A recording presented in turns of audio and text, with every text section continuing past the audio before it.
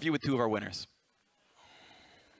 Thank you very much, gentlemen. I am here with Freeze and Crumbs after what has to feel good, a victory over TSM there for you guys, and honestly, in very clean, deliberate fashion.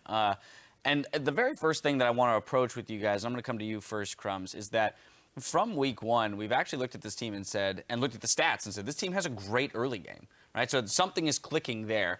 What is it, one, about the early game that you guys understand or have practiced so much that you understand it intuitively and can create these advantages where other teams struggle to do so? I think a big part of our early game actually just comes from the laners being very good laners. Like Freeze takes a lot of pride in his laning phase, and our solo lanes, be it Seraph or Ninja or Alex or RF or Flares, are really focused on their laning phase, and that gives way for a lot of early plays to happen. So maybe they get somebody low, so you have an early tower dive or really good opportunities to gank. So I think that really comes down from our early game, and then that makes my job very easy to just decide where can I help, and that gets us that early game advantage. So then looking at this game specifically, Freeze, we saw that you guys were able to get a turret advantage, and it being an inhib turret, kind of due to your guys' acceleration of the game in that lane swap.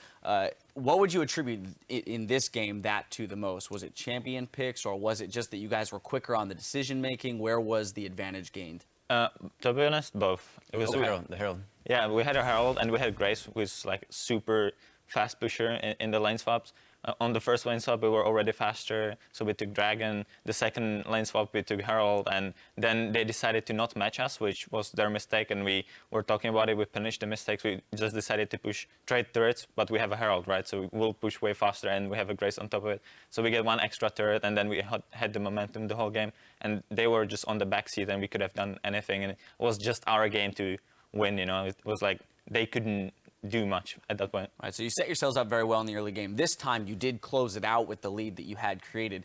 Now, but in the past, that has been a point that has been a failure for you guys. So, Crumbs, what has been your identification as to why you've struggled to close games that you previously had leads in, and how are you working to shore up those weaknesses? I think a big reason why the mid-game and late game a little bit difficult for us to close is because the game and the meta is all about the objectives, right? And then you focus on, say, when you took all the turrets, Dragon and Baron at 7 minutes spawn time and Dragon 6 minutes spawn time, which is a very long time to just be doing nothing, and that gives the opponent a lot of opportunity to catch back up.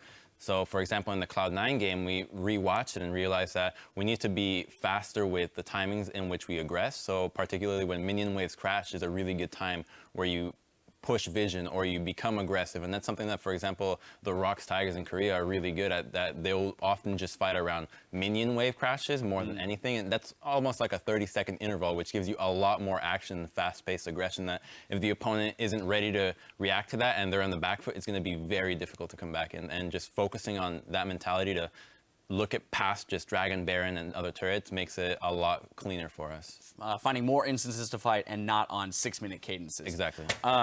Back over to you, Freeze. I want to take a look at the two new players that you guys have, Seraph and Ninja. And really, I just want to know how the chemistry and the dynamic of the team changes with those two individuals and the types of styles that they bring to the team. So luckily we had 2 weeks to prepare with them, which like in the beginning it wasn't that great of the synergy, but given the 2 weeks, we improved a lot. We started playing well together, and like Seraph and Ninja, they played on TDK before. They have a super nice synergy with double TPs. They always help each other out. So that's like their own mini game there, and we're the free men like on our own side. So we're like split a bit there, but we know what to do in those situations, and we get a lot ahead from that.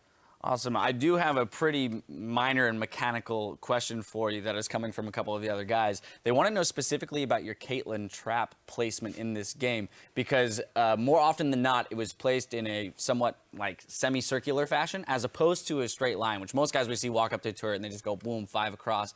Is there any specific reason that you're creating a different kind of angle with your traps? Yeah, what I meant by the trap placements, I want to usually angle it towards the range of the tower. Okay. So the enemy team has to stand on the other side for us to engage. And then when they have to stand all together there, it's easy to poke by Gragas barrels, Lysandra Qs, my own Qs. So usually when he plays the traps like that, they have to be on the other side if they want to do something, if they want to engage, and that's very easy for you to punish their position. So basically, if I were to go into battle training and get those green and red circles around the turret, you would be lining the traps around those as opposed to straight across the lane. Yeah, pretty much. Love it. The last thing I want to touch on is that you guys have been vocal about the fact that you're looking towards the promotion tournament. You're aware of the fact that you're going to have to play to stay in the LCS. And so looking ahead, with this win, you're actually only one win behind Dignitas yet. They haven't played yet today, but they are playing a pretty tough roster in Immortals, Liquid, and CLG. You guys have Impulse and Echo Fox up on the docket, I believe. So definite, possibilities for wins and forcing either a tiebreaker or just snagging that 9th place from them. But with this in mind that you're going to have to play with against the challenger teams, what specifically are you looking to do in this last week of play that's going to cement your ability to return for the summer split? I don't think we care too much about it, to be honest. I think that we know that we're going to have to face the tournament, and all that we want to do is make sure that all our games are like the ones that we just played against TSM, which is really resemblant of our wins that come during scrims. We know how to play the game, we know how to close it, we know all the stuff. And earlier this week and yesterday, the match, we weren't able to do that, and that was disappointing for us. I think it was very heartbreaking that we weren't able to, we got the lead, we did everything right, but then fell on our faces in the last minutes of the game.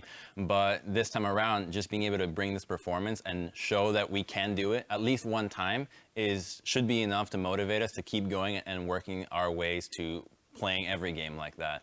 And hopefully that should be enough to keep us in for the next split. There you have it. At least consistency is key, and today's win is proof that you guys can get there. Thank you very much for the interview, and congratulations on the victory. We're going to take a quick broadcaster cooldown, but when we come back, Team Dignitas will face off against Immortals. Sit tight. We'll be back in just 3.5.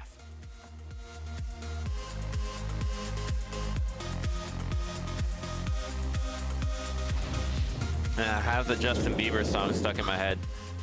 Which one? Sorry. Is it too late to say sorry? Yeah, I thought it was good.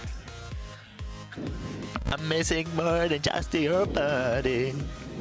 Grax will buy some time. Now the block in from Braum. Plenty of damage. Svenskar puts a flash out, but that means now Yellowstar Wants to fight. Oh, he does missed not land the flash, but he still lands plenty of barrels. Doublelift running out of health rapidly. Oh, Grace. I got Bob.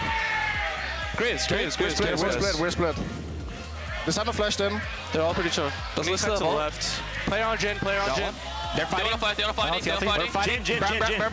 Good. Okay, Alice. Watch out, Alice. Alice is dead. Alice is dead. Trundle. Not at all. Crumb secures it, and Hanser maybe doesn't even want to be there. He's going to drop for this one. TSM contesting in a 3v5 without a jungler. Why even try? The Nexus turrets are gone. They're re-engaged for TSM, but the Nexus is losing health. Seraph on the back side of the building, whittling it down. Freeze with another kill,